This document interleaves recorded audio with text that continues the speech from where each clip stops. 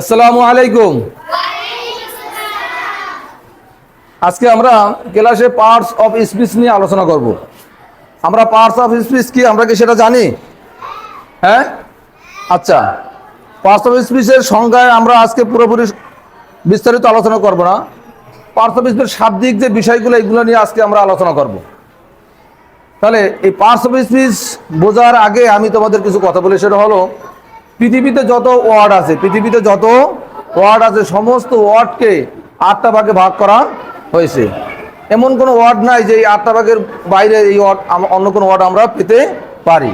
তো যত ওয়ার্ড আছে সমস্ত ওয়ার্ডকে কটা ভাগে ভাগ করা হয়েছে? 8টা ভাগে।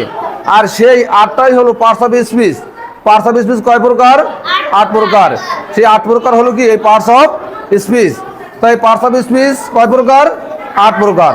তাই আমরা কি জানি যে পার্টস অফ স্পিচ কয় প্রকার? কি নাউন, আমরা সবাই জোরে জোরে বলি, noun, pronoun, adjective, verb, adverb, preposition, conjunction, interjection.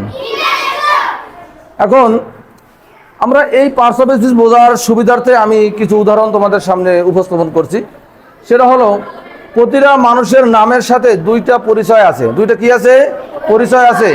যদি আমরা বলি যেমন তুহিন তালুকদার, এখানে যদি বলা হয় তাহলে তুহিন হচ্ছে তার নাম এবং তালুকদার তার হলো তার বংশগত পরিচয়। ঠিক এরকম যদি বলি যে রাসেল হাওলাদার, রাসেল হলো তার নাম, তার বংশগত পরিচয় কি? হাওলাদার। ঠিক এরকম পৃথিবীর সমস্ত মানুষের 2টি করে প্রাথমিক পর্যায়ে তার 2টি করে পরিচয় থাকে।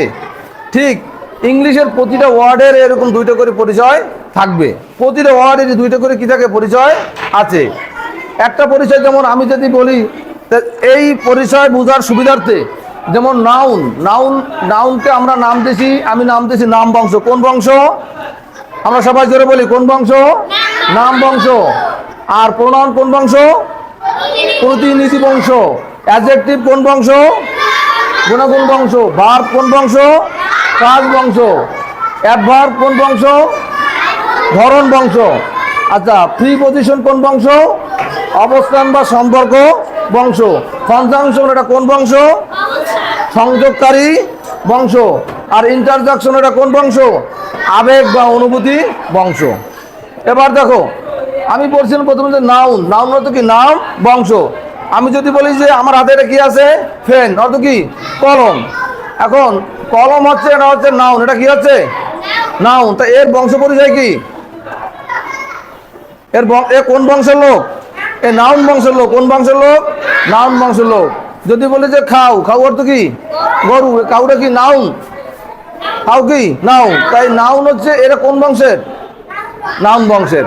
যেমন আমরা একটা পদবীতে যদি 100 লোক থাকে, তো 100 লোকের নাম কিরকম হয়? 100 রকমের হয়। কিন্তু 100 লোকের পরিচয় কয়টা? বংশগত পরিচয় কয়টা? একটা।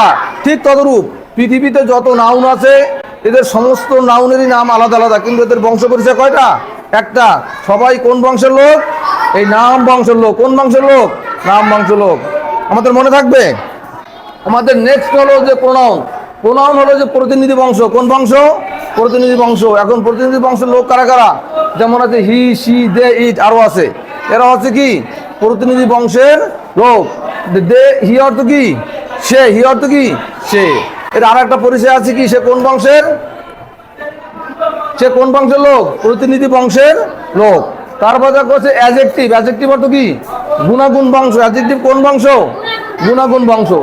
যেমন গুড, ব্যাড, এগুলোতে কি হয়? গুণাগুণ প্রকাশ পায়। অ্যাডজেক্টিভের কাজই হলো গুণাগুণ, ভালো মন্দ প্রকাশ করা। ভালো মন্দ কি?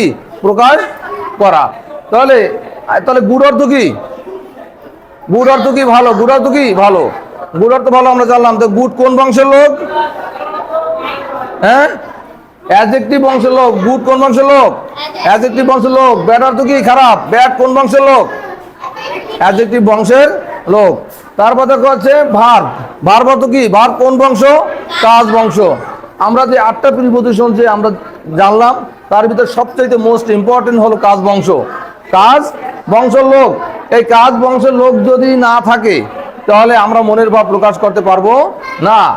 একটা সেন্টেন্সের প্রাণ বলা হয় ভার্বকে। কি বলা হয়? প্রাণ বা হৃৎপিণ্ড, আমরা যেটাই বলি না কেন। কিন্তু এই ভার ছাড়া কোনো সেন্টেন্সের অর্থ সম্পূর্ণরূপে হবে না। এই জন্য এই 8টা প্রিপোজিশনের ভিতরে সবচেয়ে মোস্ট ইম্পর্টেন্ট এবং গুরুত্বপূর্ণ হলো ভার বংশ। কার বংশ? এই কাজ বংশ। কোন বংশ? কাজ বংশ। That's mean verb. মনে থাকবে? তার যেমন ইট অর্থ কি? ইট অর্থ কি? খাওয়া। ইট অর্থ খাওয়া। গো অর্থ যাওয়া। এদের বংশ পরিচয় কি? ভার্ব। এদের বংশ পরিচয় ভার্ব অথবা কাজ বংশের লোক। মনে থাকবে? তারপর দেখো আছে কি প্রিপোজিশন অ্যাডভার্ব। অ্যাডভার্ব অর্থ কি? ধরন বংশ। যেমন আমি যদি বলি যে রহিম হাঁটে, রহিম কিরকম হাঁটে? আস্তে হাঁটে না জোরে হাঁটে? এটা বোঝানোর ক্ষেত্রে অ্যাডভার্বের দরকার আছে। অ্যাডভার্বের দরকার আছে। যেমন আছে স্লোলি। স্লোলি অর্থ কি? আস্তে আস্তে। কি হয়? আস্তে আস্তে। তা সে কিরকম হাঁটে? সে আস্তে আস্তে হাঁটে। এরকম যদি আমাদের বোঝাতে হয় তাহলে এই ওয়ার্ড আমাদের এই যে অ্যাডভার্বের যে ওয়ার্ডগুলো আছে আমাদের এখানে ব্যবহার করতে হবে। তারপর দেখো যে প্রিপোজিশন। প্রিপোজিশন হলো অবস্থান বা সম্পর্ক। হ্যাঁ, অবস্থান বা সম্পর্ক বংশ। যেমন ইন, অন, আন্ডার, এগুলো কি প্রিপোজিশন।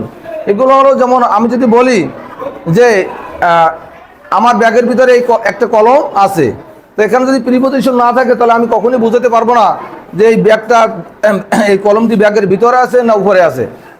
কথা বুঝতে পারছো? আমাকে যদি বুঝাইতে হয় যে আমার এই কলমটা ব্যাগের ভিতরে আছে তাহলে অবশ্যই এখানে প্রিপোজিশনের ব্যবহার আনতে হবে। আর প্রিপোজিশনে কি করে? এই অবস্থানটা বুঝায়, আমার কলমটা কোথায় আছে এই অবস্থানটাকে সে বুঝায়। তারপর দেখো কনজাংশন অর্থ কি? সংযোগকারী বংশ। দুইটা বাক্যকে সংযোগ করে, সংযোগ স্থাপন করে। এই সংযোগ স্থাপন করতে হলে আমাদের কনজাংশনের ভিতরে যে ওয়ার্ডগুলো আছে সেই ওয়ার্ডগুলো আমাদের লাগবে। যেমন আছে কি অ্যান্ড, বাট, এদের বংশ পরিচয় কি হবে? কনজাংশন। এদের কোন বংশের লোক? এরা কনজাংশন বংশের লোক। লাস্ট আছে ইন্টারজাকশন। ইন্টারজাকশন অর্থ কি? আবেগ বা অনুভূতি। আবেগ বা অনুভূতি। এই আবেগ বা অনুভূতির ভিতরে যে ওয়ার্ডগুলো আছে, যেমন আছে হুররে। আমরা যখন কোনো দুঃখের সাথে যখন কোনো কথা প্রকাশ করি বা খুশি মনে তখন কোনো কথা প্রকাশ করি, যেমন আমরা খেলায় জিতে গেলাম বা আমরা খেলায় হেরে গেলাম, যেটাই বলিনি কোনো হুররে বা আমরা এলার্জি, আমরা এটা প্রকাশ করি। এই প্রকাশ করতে আমাদের এখানে ইন্টারজাকশন, এই ইন্টারজাকশনের যে ওয়ার্ডগুলো আছে ওয়ার্ডগুলো ছাড়া আমরা এটা প্রকাশ করা সম্ভব না। এই হলো আমাদের পার্টস অফ স্পিচ 8 প্রকারের সংক্ষিপ্ত পরিচয়। সংক্ষিপ্ত পরিচয়। ইনশাআল্লাহ আমরা পরবর্তী ক্লাসে আমরা এই নাউন, প্রোনাউন, আমরা প্রতিটা পার্টস অফ স্পিচের বিশাল বিস্তারিত আমরা আলোচনা করব। ঠিক আছে? তো আজকে এ পর্যন্তই। আল্লাহ হাফেজ।